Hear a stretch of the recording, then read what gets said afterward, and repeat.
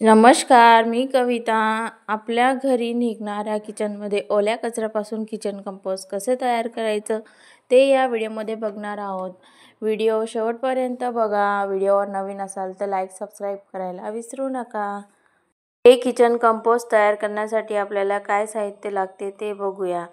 आपल्याला किचनमधला ओला कचरा हवा आहे. सर्व भाज्यांची साले, देठे सर्व काही आपण घेऊ शकतो. त्यानंतर थोडी दही आणि गूळ.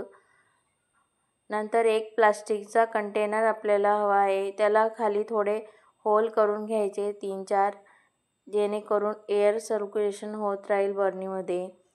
आणि आपल्याला मातीसुद्धा हवी आहे.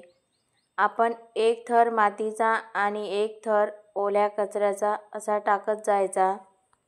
मी असे कंपोस्ट खत नेहमीच बनवत असते.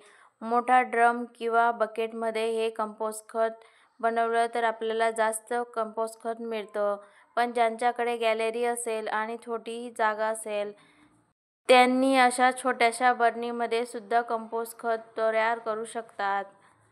हे कंपोस्ट खत बनवण्यासाठी आपण न्यूजपेपर सुद्धा वापरू शकतो आणि कार्डबोर्डचे तुकडे सुद्धा याच्यात वेस्ट मटेरियल सर्व काही टाकू शकतो. फक्त आपल्याला याच्यात शिजवलेले अन्नपदार्थ टाकायचे नाहीत. एक लेयर मातीची आणि एक लेयर किचन वेस्टची आपल्याला टाकत जायची आहे. एकदा ही बर्नी भरली की आपल्याला नंतर दुसरी बर्नी किंवा दुसरा कंटेनर घ्यायचा. त्यात आपल्याला थोडी दही आणि गूळ टाकत राहायचा. ह्या गूळ आणि दही टाकल्यामुळे आपले किचन कंपोस्ट लवकर तयार होते. गूळ टाकल्यामुळे मायक्रोब्सची संख्या वाढते आणि आपलं किचन कंपोस्ट लवकरात लवकर तयार मिळते. हे किचन कंपोस्ट आपलं 1 महिन्यात तयार होऊन जाते. आपण अशीच घरी किचन कंपोस्ट बनवल्याने आपल्या गार्डनमधील लागणारा खर्च हा कमी होतो. आपल्याला ऑनलाईन कुठलेही खत घेण्याची गरज पडत नाही. आपण सर्व शहरात राहत असल्याकारणाने आपल्याला ऑनलाईनच खते विकत घ्यावी लागतात. पण जे आपण ऑनलाईन खत मागवतो, ऑनलाईन खरेदी केलेल्या खतामध्ये काय मिसळले असते आपल्याला काहीच माहिती नसतं. कित्येकदा आपले झाडे सुद्धा या खताच्या वापरामुळे खराब होतात. म्हणून आपण आपल्या घरीच असे किचन कंपोस्ट तयार केल्याने आपल्या झाडांची चांगली वाढ होते.